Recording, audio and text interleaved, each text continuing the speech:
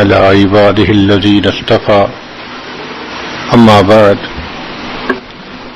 أعوذ بالله من الشيطان الرجيم بسم الله الرحمن الرحيم وتوبوا إلى الله جميعا أيها المؤمنون لعلكم تفلحون سبحان ربك رب العزة عما يصفون وسلام على المرسلين والحمد لله رب العالمين اللهم صل على سيدنا محمد وعلى آل سيدنا محمد وبارك وسلم۔ انسان جو کام بھی شریعت و سنت کے خلاف کرتا ہے اس کو گناہ کہتے ہیں۔ اس گناہ سے توبہ کرنا لازم ہوتا ہے۔ ارشاد باری تعالی ہے وَتُوبُوا إِلَى اللَّهِ جَمِيعًا أَيُّهَا الْمُؤْمِنُونَ لَعَلَّكُمْ تُفْلِحُونَ، اور اے ایمان والو تم سب کے سب اللہ کے سامنے توبہ کرو تاکہ تم فلاح پا جاؤ۔ چنانچہ ابن تیمیہ رحمۃ اللہ علیہ نے الایمان الاوسط ایک کتاب ہے، اس میں 10 اسباب بتائے ہیں جن سے انسان کے گناہ معاف ہوتے ہیں۔ یہ 10 اسباب ہمیں زبانی یاد ہونے چاہیے تاکہ ہم ان کے ذریعے سے اپنے گناہوں کی بخشش کا بندوبست کر لیں۔ سب سے پہلا سبب استغفار۔ استغفار کہتے ہیں کہ اپنے گزرے ہوئے گناہوں پر نادم ہونا۔ شریعت نے کہا الندم توبۃ، ندامت یہ توبہ ہے، اور حدیث مبارکہ میں ہے کہ قیامت کے دن سب سے زیادہ خوش انسان وہ ہوگا من وجد فی صحیفتہ استغفارا کثیرا، جس کے نام اعمال میں کثرت کے ساتھ استغفار لکھا ہوا ہوگا۔ تو ہمیں کثرت سے استغفار پڑھنا چاہیے۔ چنانچہ ایک شخص حضرت حسن اللہ عنہ کے پاس آیا، حضرت بہت گناہ گار ہوں، کوئی عمل بتائیں۔ فرمایا استغفار پڑھو۔ ایک اور آدمی آیا، حضرت بارش نہیں ہو رہی، کوئی عمل بتائیں۔ فرمایا استغفار پڑھو۔ پھر ایک آدمی آیا کہ حضرت بہت قرضہ چڑھ گیا، دعا کریں کہ کوئی اسباب بن جائیں رزق کے، مال کے، تاکہ قرضہ اتر جائے۔ فرمایا استغفار پڑھو۔ پھر ایک شخص آیا کہ حضرت دعا کریں اللہ مجھے بیٹا دے دے۔ فرمایا استغفار کرو۔ ایک آدمی آیا میرا باغ ہے، دعا کریں کہ میرا پھل زیادہ لگے۔ فرمایا استغفار کرو۔ ایک آدمی آیا میری کھیتی باڑی کی زمین ہے، دعا کریں پانی اندر سے نکل آئے۔ فرمایا استغفار کرو۔ اب سننے والا حیران کہ مختلف لوگ مختلف ضروریات آ کر بیان کرتے رہے، سب کے لیے ایک ہی جواب۔ تو اس نے پوچھا کہ حضرت کیا مسئلہ؟ تو فرمایا کہ دیکھو یہ جواب میں نے اپنی طرف سے نہیں دیا، قرآن مجید سے دیا ہے۔ اللہ تعالی ارشاد فرماتے ہیں قرآن مجید میں فَقُلْتُ اسْتَغْفِرُوا رَبَّكُمْ إِنَّهُ كَانَ غَفَّارًا۔ تو سب سے پہلے استغفار کرنے سے گناہوں کی بخشش ہوتی ہے۔ یرسل السماء علیکم مدرارا، تمہارے اوپر اللہ بارشیں برسائے گا۔ وَيُمْدِدْكُمْ بِأَمْوَالٍ، اللہ مال کے ذریعے تمہاری مدد کرے گا۔ وَبَنِينَ، اور بیٹوں کے ذریعے مدد کرے گا۔ وَيَجْعَلْ لَكُمْ جَنَّاتٍ، اور اللہ تعالیٰ تمہیں درختوں پہ پھل زیادہ عطا کرے گا۔ وَيَجْعَلْ لَكُمْ أَنْهَارًا، اور اللہ تعالیٰ تمہارے لیے زمین سے چشمے جاری فرما دے گا۔ آپ اگر غور کریں تو ہماری روز مرہ کی جو پریشانیاں ہیں وہ انہی میں سے ہیں۔ کوئی بیٹے کے لیے پریشان، کوئی کاروبار کے لیے پریشان، کوئی قرضوں کی وجہ سے پریشان۔ اس کا مطلب یہ کہ اگر ہم استغفار کرنے کی عادت ڈال لیں تو ہمیں کسی اور عمل کی ضرورت ہی نہیں ہے، اور یہ عمل قرآن مجید میں بتایا گیا ہے۔ یہ پروردگار عالم کا کلام ہے۔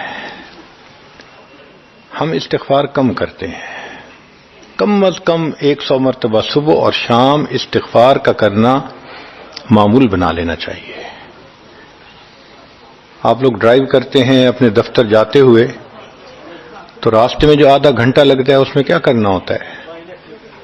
بعض لوگ نعت سن لیتے ہیں، تلاوت سن لیتے ہیں، وہ بھی عبادت ہے، لیکن اس سے زیادہ بہتر یہ ہے کہ انسان خود پڑھے کچھ.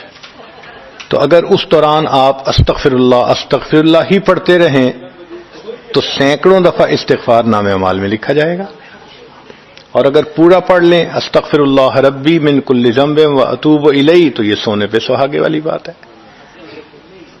تو اپنے ٹائمنگز کو ایسے ایڈجسٹ کریں کہ اس میں درود استغفار کثرت کے ساتھ آپ پڑھ سکیں، کیونکہ حدیث پاک میں یہ فرمانا کہ قیامت کے دن وہ بندہ بہت خوش ہوگا جس کے نام اعمال میں استغفار زیادہ ہوگا. دوسرا سبب ہے توبہ.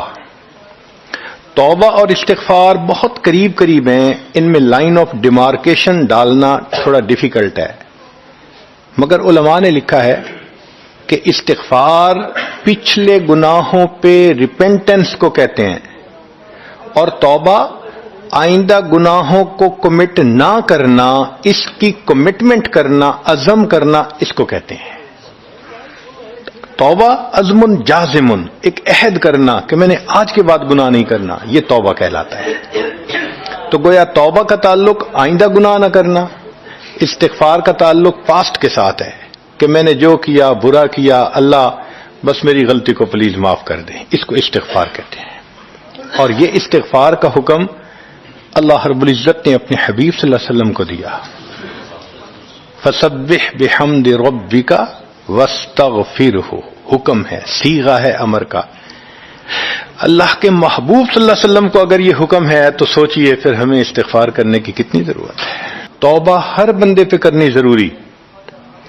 چنانچہ کافر ہے تو وہ کفر سے توبہ کر کے مسلمان بن جائے، مومن ہے گناہوں سے توبہ کر کے نیک بن جائے. جو نیک ہے وہ جو اپنے اعمال کے اندر غفلت ہوتی ہے، نماز کی غفلت، ذکر میں غفلت، تلاوت میں غفلت، اس غفلت سے توبہ کرے. اور جو کہے کہ جی میں تو اس سے بھی توبہ کرتا ہوں، تو بھئی ہم جو اعمال کرتے ہیں یہ اس کوالٹی کے تو نہیں کہ اللہ تعالیٰ کے ہاں قبولیت پا سکیں. اب پھر استغفار کرنا کہ اللہ اس کو قبول کر لیجئے، کیونکہ اللہ کے محبوب صلی اللہ علیہ وسلم نے فرمایا ما عبدنا کا حق کا عبادتک، اے اللہ ہم نے عبادت نہیں کی جیسے عبادت کرنے کا حق تھا. اگر سید الاولین والآخرین صلی اللہ علیہ وسلم یہ فرماتے ہیں، ہم کس کھیت کی گاجر مولی ہیں، ہماری عبادتیں کیا عبادتیں ہیں. تو استغفار کرنا، توبہ کرنا ہم میں سے ہر بندے پر لازم ہے. تیسری چیز جس سے کہ گناہ معاف ہوتے ہیں، الحسنات الماحیہ، نیکیاں. جو انسان نیک اعمال کرتا ہے تو گناہ دھل جاتے ہیں. نیک اعمال کی مثال صابن کی ہے، گناہوں کی مثال میل کی سی ہے. صابن جتنا زیادہ لگتا ہے اتنا میل دھل جاتی ہے. ان الحسنات یذہبن السیئات. یہاں شیطان دھوکہ دیتا ہے. مثلا اگر کوئی بچہ تعلیم پا رہا ہے مگر کوئی گناہ بھی کرتا ہے، تیرے علم کا کیا فائدہ، گناہ تو چھوڑتا نہیں. بھائی اگر گناہ کرتے ہیں تو علم تو الٹا ان گناہوں کو دھوئے گا، وہ علم ہی چھڑوا دیتا ہے تاکہ دھونے کا مسئلہ ہی نہ رہے. اب عورت سوچے گی میں پردہ تو کرتی نہیں، نمازوں کا کیا فائدہ. یہ دھوکہ ہے شیطان کا. بھئی آپ نمازیں پڑھتی رہو، اس نمازوں کی برکت سے اللہ پھر پردے کی بھی توفیق دے دیں گے. تو نیکی نہیں چھوڑنی چاہیے کبھی بھی. یہ سوچ کے جی میں اچھا تو ہوں نہیں، کیا فائدہ. فائدہ ہے. جب اللہ فرما رہے ہیں کہ نیکیاں گناہوں کو دھو دیتی ہیں، بھئی گناہ تو ہم چھوڑتے نہیں اور نیکی آرام سے چھوڑ دیتے ہیں، یہ کہاں کی لاجک ہے. تو اس لیے نیکی بھاگ بھاگ کے کرنی چاہیے. اگر گناہ ہیں تو نیکی اور زیادہ کریں تاکہ نیکی کی برکت سے گناہوں کی ظلمت ختم ہو جائے اور دھل جائے. حدیث پاک میں ہے بندہ گناہ کرتا ہے لکھ دیا جاتا ہے، دوسرا گناہ، تیسرا، 5 گناہ کرتا ہے، پھر اس کے بعد وہ ایک نیکی کرتا ہے تو نیکی والا فرشتہ کہتا ہے کہ دیکھو اللہ کے ہاں دستور ہے من جاء بالحسنۃ فلہ عشر امثالھا، اس کو 10 نیکیاں ملنی تھیں، تم نے 5 گناہ لکھے ہیں نا، اچھا تم 5 گناہ مٹا دو، میں نامہ اعمال میں 10 نیکیوں کی بجائے صرف 5 نیکیاں بیلنس وہ ڈال دیتا ہوں۔ چنانچہ 5 گناہ مٹا دیے جاتے ہیں، 5 نیکیاں نامہ اعمال میں لکھ دی جاتی ہے۔ اس لیے خوب نیکی کرنی چاہیے تاکہ اللہ تعالیٰ گناہوں کی ظلمت سے ہمیں محفوظ فرما دے۔ چوتھی چیز جس سے کہ گناہ معاف ہوتے ہیں، دعاء المؤمنین للمؤمن، جو ایمان والے ایک دوسرے کے لیے دعائیں کرتے ہیں اس سے بھی گناہ معاف ہوتے ہیں۔ چنانچہ عمر لانو جا رہے تھے عمرے کے لیے، نبی علیہ السلام نے فرمایا اے بھائی ہمیں اپنی دعاؤں میں نہ بھولنا، تو نبی علیہ السلام نے امت کو تعلیم دی کہ ایک دوسرے کو دعاؤں کے لیے کہنا چاہیے۔ یہ بہت اچھی عادت ہے کہ جب کسی سے ملیں جی ہمیں اپنی دعاؤں میں یاد رکھیں، والدین کو کہنا، بڑوں کو کہنا، دوستوں کو کہنا، کیا معلوم کس کی مانگی ہوئی دعا کام آ جائے۔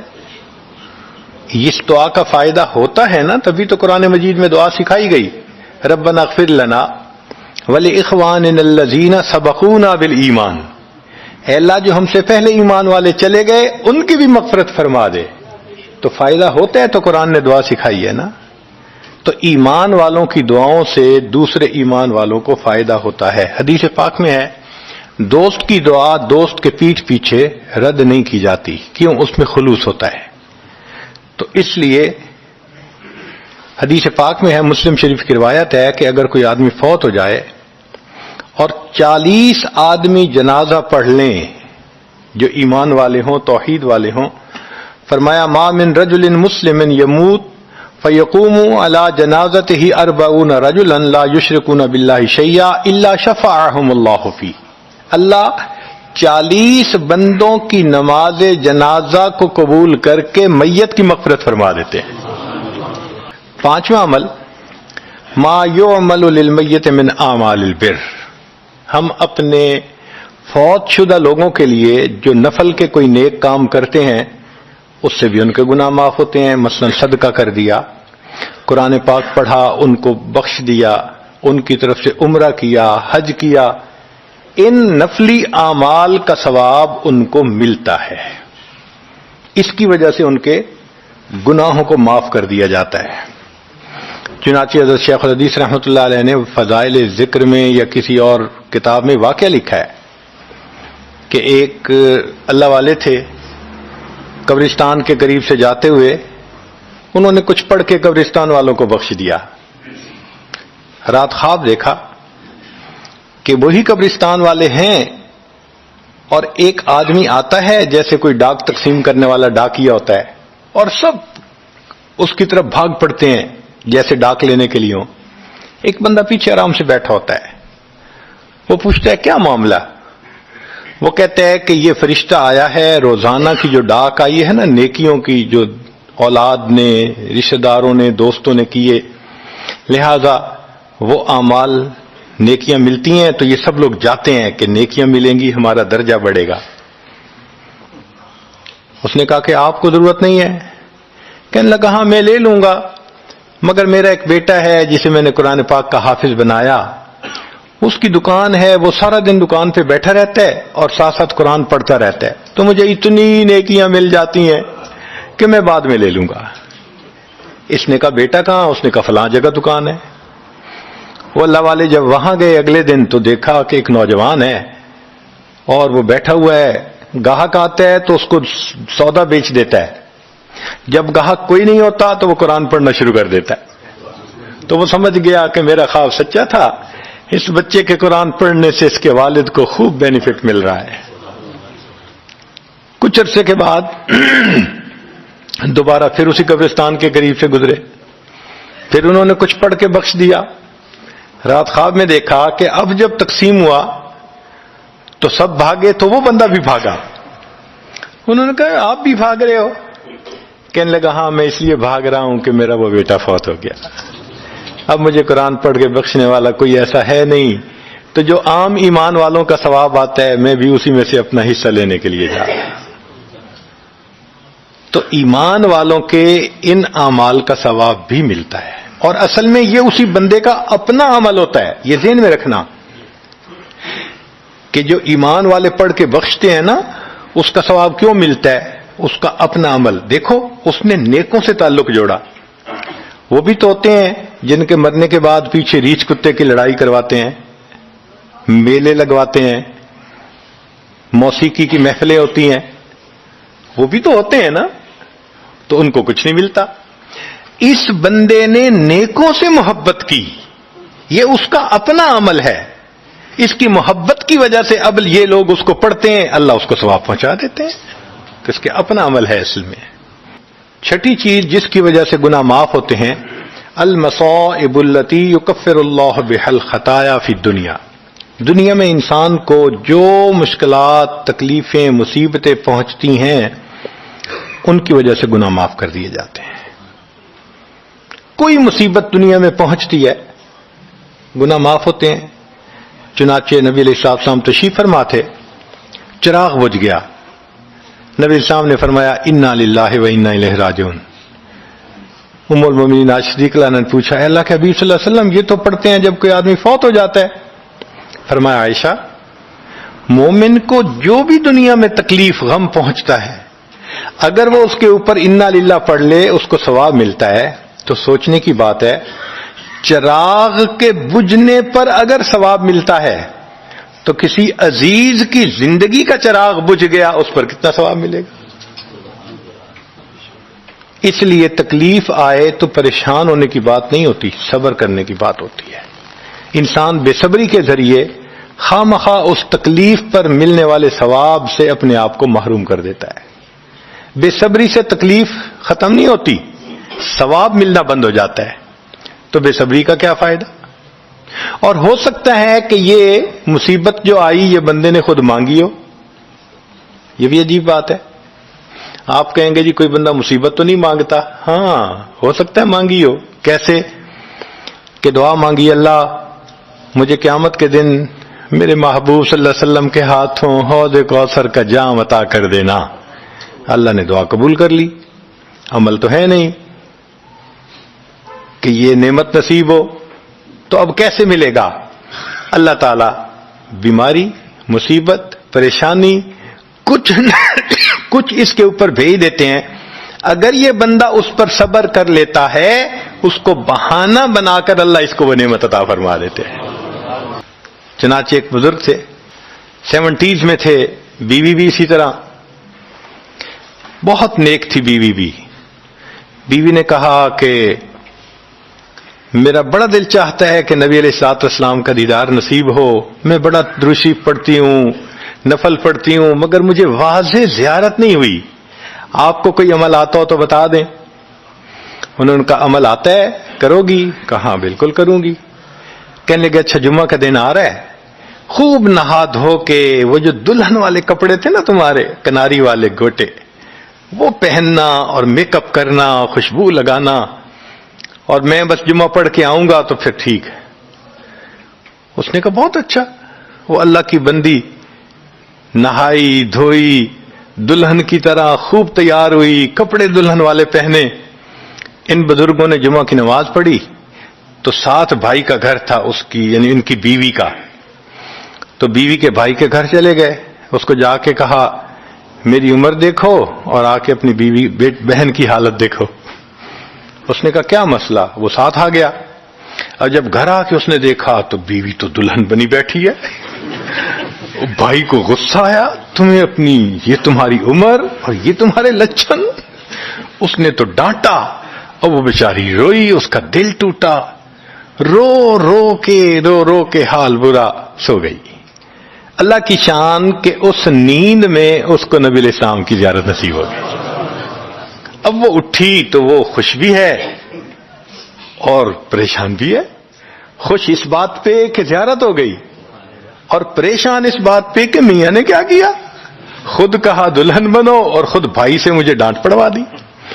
تو پھر اس نے پوچھا کہ آپ نے ایسا کیوں کیا؟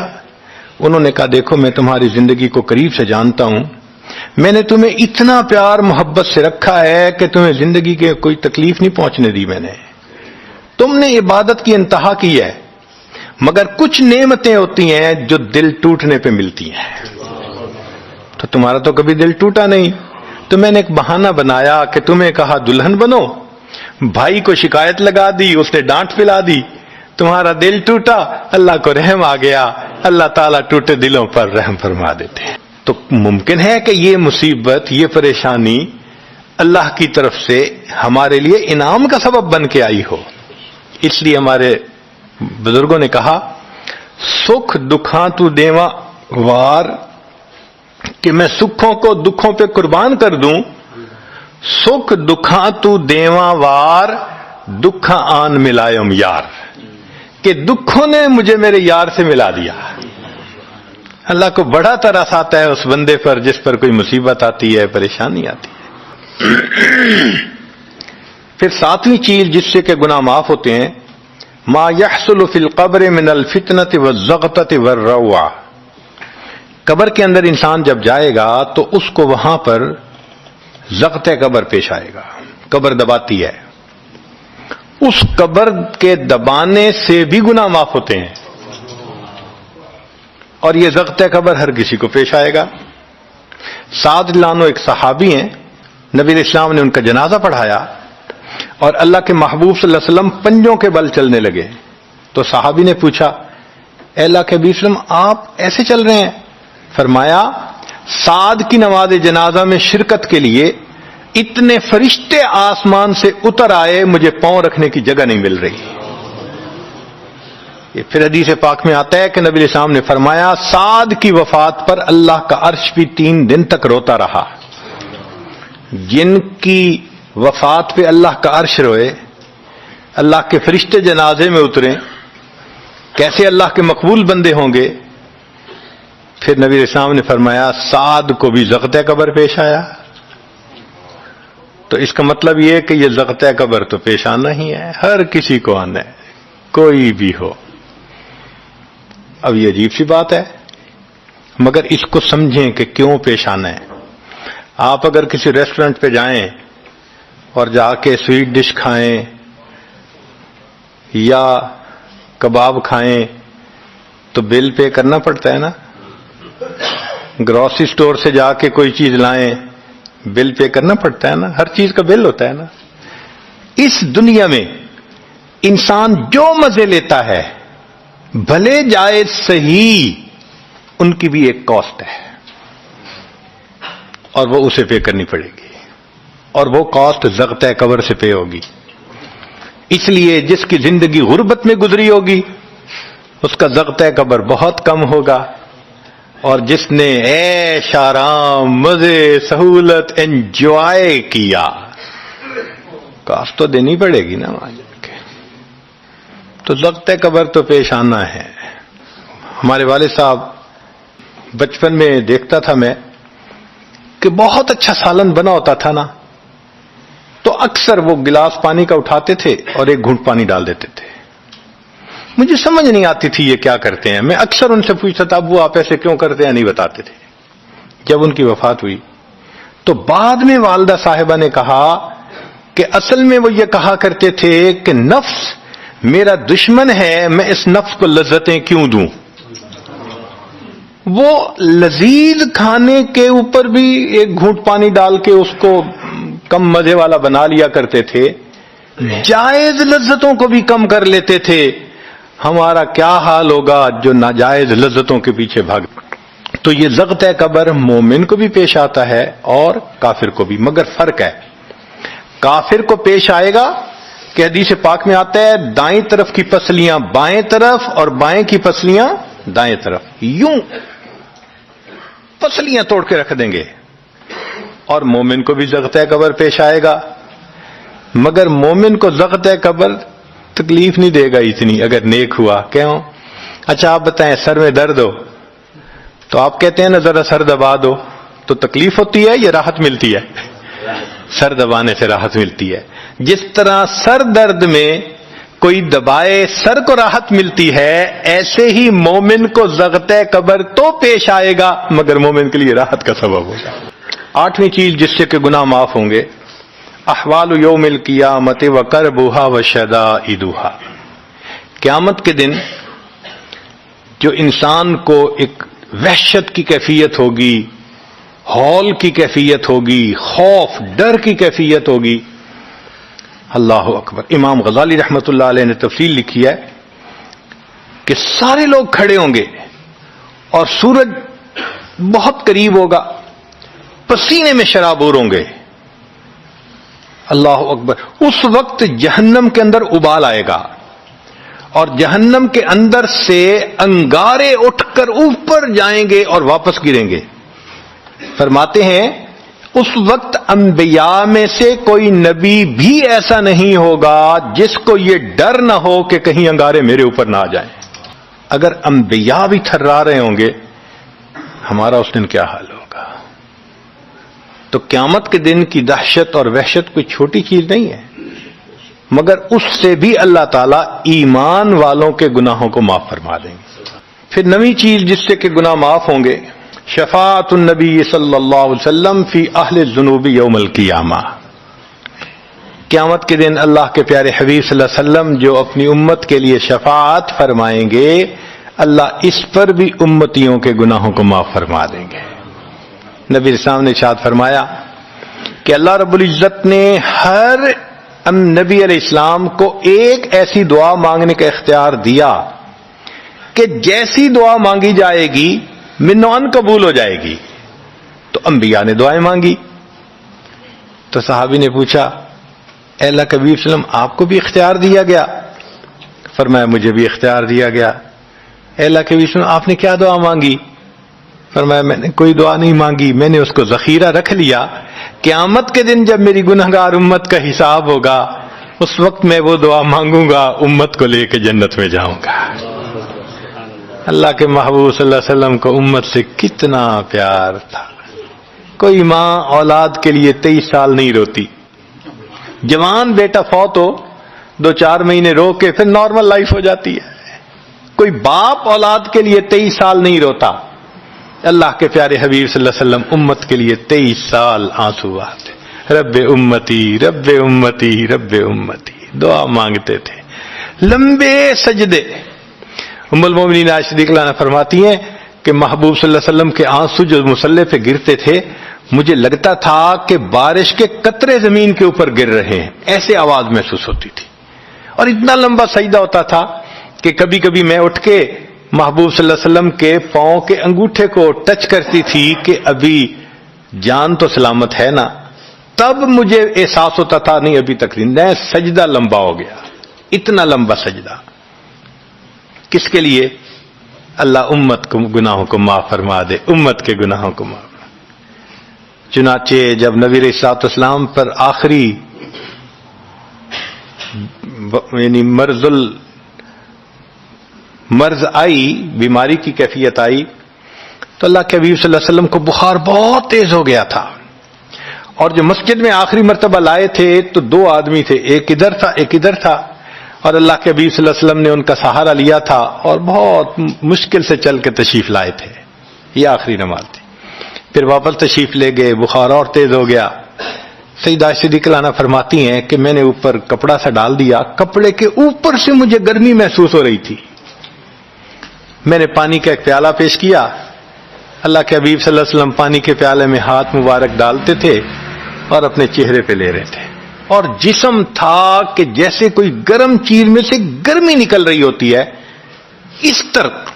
اس طرح وہ بخار سے دہک رہا تھا. فرماتی ہیں کہ مجھے محسوس ہوا کہ یہ تو بہت تیز بخار ہے، کبھی ایسا نہیں دیکھا. تو میں نے پوچھا اے اللہ کے حبیب صلی اللہ علیہ وسلم بخار ایسا تو کبھی نہیں دیکھا، اتنا زیادہ تیز اتنا زیادہ تیز. نبی علیہ السلام نے فرمایا عائشہ مومن کو سکرات موت کے وقت جو تکلیف ہوتی ہے اس پر بھی اس کے گناہ معاف ہوتے ہیں. میں نے اللہ سے یہ دعا مانگی تھی، اللہ جب میری سکرات کا وقت آئے تو مجھے تکلیف زیادہ دے دینا اور اس کے بدلے اللہ میری امت کے گناہوں کو معاف فرما دینا. عائشہ یہ وہ سکرات ہے جس کی وجہ سے مجھے تکلیف بہت ہے. اللہ کے محبوب صلی اللہ علیہ وسلم کو اتنی تکلیف ہو رہی تھی. اتنے میں اطلاع ملی دروازہ کھٹکھٹایا گیا، پوچھا کون؟ جواب ملا جبریل علیہ السلام اور اسرائیل علیہ السلام اجازت مانگتے ہیں آنے کی۔ نبی علیہ السلام نے فرمایا جبریل اندر آ جائیں، تو جبریل آئے۔ اے اللہ کے حبیب صلی اللہ علیہ وسلم، اللہ نے آپ کو یاد فرمایا ہے۔ نبی علیہ السلام نے فرمایا جبریل اللہ تعالیٰ سے پوچھ کے یہ پہلے بتاؤ میرے بعد میری امت کا کیا حال ہوگا، پہلے پوچھ کے بتاؤ۔ جبریل علیہ السلام نے اللہ تعالیٰ سے پوچھا، رب کریم نے کہا، فرمایا میرے محبوب سے جا کر کہہ دو اے محبوب آپ کے بعد آپ کی امت کو تنہا نہیں چھوڑیں گے۔ جب نبی علیہ السلام کو تسلی ہو گئی، محبوب نے فرمایا اچھا ملک الموت کو بھی اندر آنے دو۔ اللہ کے محبوب صلی اللہ علیہ وسلم کو امت سے ایسی محبت تھی، اللہ اکبر۔ چنانچہ حدیث پاک میں ہے کہ نبی علیہ الصلوۃ والسلام نے فرمایا خیرت بین ان یدخل نصف امتی الجنہ و بین شفاعہ، اللہ رب العزت نے مجھے چوائس دیا، اختیار دیا کہ اے میرے حبیب صلی اللہ علیہ وسلم آپ چاہیں تو آپ کی آدھی امت کو بلا حساب جنت بھیج دیں گے، اور آپ چاہیں تو جن کی آپ شفاعت کریں ان کو بھیجیں گے۔ نبی علیہ السلام فرماتے ہیں فاخترت الشفاعہ، میں نے شفاعت کو چن لیا، لأنہا اعم و اکثر، اس لیے کہ میری شفاعت پر آدھی سے زیادہ امت کے لوگ جنت میں چلے جائیں گے۔ اللہ اکبر۔ پوچھنے والے نے پوچھا اے اللہ کے حبیب صلی اللہ علیہ وسلم اترونہا للمتقین، کیا آپ کی شفاعت نیکوں کے لیے ہوگی؟ فرمایا لا ولکنہا للمذنبین الخطائین المتلوثین، نہیں میری شفاعت میرے امت کے گناہ گاروں کے لیے ہوگی۔ اللہ کے حبیب صلی اللہ علیہ وسلم کی شفاعت کا نصیب ہو جانا یہ بھی گناہوں کی بخشش کا سبب ہے۔ مگر شفاعت کس کو نصیب ہوگی اس کی بھی تفصیل سن لیجئے۔ کچھ لوگ ہوتے ہیں سنت کو دیکھتے ہیں ان کا دل خوش ہو جاتا ہے، وہ سنت رکھنے والے کو انکریج کرتے ہیں، اس کو مورل سپورٹ دیتے ہیں، نہیں تم نے اچھا کیا۔ اور کچھ وہ ہوتے ہیں کہ جو دیکھتے ہیں چہرے پہ سنت سجی، کیا ملا بن گئے، کیا تم نے چہرے پہ کر لیا۔ علماء نے لکھا جس نے سنت کو دیکھ کر ناگواری کا اظہار کیا اس نے اپنے آپ کو شفاعت سے محروم کر لیا۔ یہ نہیں ہے کہ ہم سنت کا مذاق بناتے پھریں اور ہمیں شفاعت نصیب ہوگی، نہیں، احترام ہو دل میں سنت کا۔ نبی علیہ الصلوۃ والسلام کی ایک ایک سنت پہ قربان ہو انسان، جب یوں محبت ہوگی تو پھر نبی علیہ الصلوۃ والسلام کی شفاعت بھی ان کے لیے ہوگی۔ 10واں سبب جس سے کہ گناہ معاف ہوں گے، رحمت اللہ و عفوہ و مغفرتہ بلا سبب من العباد۔ قیامت کے دن انبیاء کرام شفاعت کریں گے، بخشش ہوگی، پھر علماء کریں گے، شہداء کریں گے، پھر سب جنتی شفاعت کریں گے، حتیٰ کہ کوئی ایسا نہیں رہے گا کہ جو کسی اور کی شفاعت کرے، اور وہ لوگ جہنم میں ہوں گے کہ جن کا کوئی جنتی واقع بھی نہیں ہوگا۔ اللہ اکبر۔ سالوں وہ جہنم میں جلتے رہیں گے، جلتے رہیں گے، پھر ایک وقت آئے گا کہ ان میں سے جن کے دل میں تھوڑا سا بھی ایمان ہوگا نا، اگرچہ اس کی شفاعت کرنے والا کوئی نہیں ہوگا، ان کو بھی اللہ بخشنے کا سبب بنائیں گے۔ وہ کیسا ہوگا؟ حدیث پاک میں آتا ہے کہ یہ جو ایمان والے ہوں گے نا، ان کے اور کافروں اور مشرکین کے درمیان جو دیوار تھی نا آگ کی، اس کو ذرا ٹرانسپیرنٹ اللہ بنائیں گے، تو مشرکین دیکھیں گے اور کہیں گے اوہ ہم تو جل ہی رہے تھے، اور تم تو کلمہ پڑھتے تھے، تم بھی یہاں جل رہے ہو۔ تو وہ جب ان کو کلمے کا تانا دیں گے کہ تمہارا نام تو مسلمانوں والا تھا نا، تو اس وقت وہ جہنمی اللہ سے فریاد کریں گے، اللہ تیری توحید کا تانا دیتے ہیں، کہاں گیا تمہارا خدا، تم بھی ہمارے ساتھ جل رہے ہو۔ جب وہ فریاد کریں گے، اللہ تعالیٰ جبرائیل علیہ السلام کو فرمائیں گے جبرائیل جاؤ، جس کے دل میں ذرہ برابر بھی تمہیں ایمان نظر آتا ہے اس کو بھی جہنم سے نکالنا، ان کو بھی جہنم سے نکال دیا جائے۔ پھر اس کے بعد وہ بچیں گے کہ جن کا ذرہ ایمان بھی نہیں فرشتے کو نظر آئے گا، مگر اللہ فرمائیں گے انبیاء نے بھی شفاعت کر لی، شہداء نے بھی، علماء نے بھی، جنتیوں نے بھی، اب میں اپنی رحمت کا اظہار کرتا ہوں، میں بھی تو بندوں سے محبت کرتا ہوں۔ حدیث پاک میں ہے ثلاث حشیات، یوں کر کے اگر گندم ہونا اور انسان دونوں ہاتھوں کو ایسے کرے تو اس کو لپ کہتے ہیں، لپ بھرنا، تو اس میں ہزاروں چاول کے دانے آ سکتے ہیں۔ سوچئے اللہ رب العزت لپ بھریں گے تو وہ کتنی بڑی ہوگی، کھربوں لوگ ہوں گے، ایک لپ کو بھر کے نکالا جائے گا، پھر دوسری کو نکالا جائے گا، پھر تیسری لپ بھر کے نکالیں گے، پھر ایک حوض ہوگا، کہا جائے گا جہنمی کو اغتسل فی ھذا الغدیر، اس حوض کے اندر تم جاؤ غسل کرو۔ جب وہ غسل کریں گے بالکل ان کے جسم صحیح سلامت ہو جائیں گے، پھر اللہ تعالیٰ ان کو جنت عطا فرمائیں گے، مگر ان کے ماتھے پر لکھا ہوا ہوگا اتقاء الرحمن، کہ رحمان نے اپنی رحمت سے ان کو رعایتی پاس کر دیا، وہ جنت میں جائیں گے۔ اب جو جنت میں جائیں گے تو جنتی لوگ ان کے ساتھ ملیں گے، خوش ہوں گے، مگر کہیں کہیں کوئی ان کو کہے گا ہم تو اللہ کے فضل سے سیدھا آ گئے، تم تو آیا فلاں جگہ سے آئے ہو نا، رعایتی پاس ہو۔ اب جب ان کو رعایتی پاس کا تانا ملے گا تو ان کو عجیب لگے گا، پھر ایک وقت آئے گا کہ یہ سب اتقاء الرحمن اللہ کے سامنے فریاد کریں گے، اللہ آپ نے اپنی رحمت سے جہنم سے نکال دیا، جنت بھیج دیا، یہ جو مہر ایک لگا دی یہ بھی تو اتار دیجئے نا۔ تو اللہ تعالیٰ ان کی مہر کو ختم فرمائیں گے اور یہ جنت میں رہنے لگ جائیں گے۔ امام غزالی رحمت اللہ علیہ اس واقعے کو نقل کرنے کے بعد لکھتے ہیں میرا کوئی عمل ایسا تو نہیں کہ میں امید کروں کہ میں جنت چلا جاؤں گا، کاش اللہ مجھے ان اتقاء الرحمن میں شامل فرما لیتے، کاش کہ اللہ تعالیٰ مجھے ان اتقاء الرحمن میں شامل فرما لیتے۔ بے گناہوں میں چلا زاہد جو اس کو دیکھنے، مغفرت بولی ادھر آ میں گنہگاروں میں ہوں، وہ کرشمے شان رحمت نے دکھائے روز حشر، چیخ اٹھا ہر بے گناہ میں بھی گنہگاروں میں ہوں۔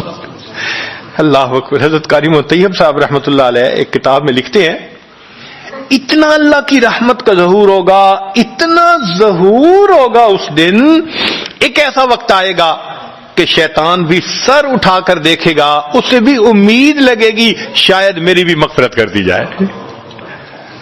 وَكَانَ بِالْمُؤْمِنِينَ رَحِيمًا۔ اللہ تعالیٰ قیامت کے دن اپنی رحمت کا اظہار فرمائے۔ اللہ کرے قیامت کے دن اللہ کی رحمت سے ہمارا کام بن جائے۔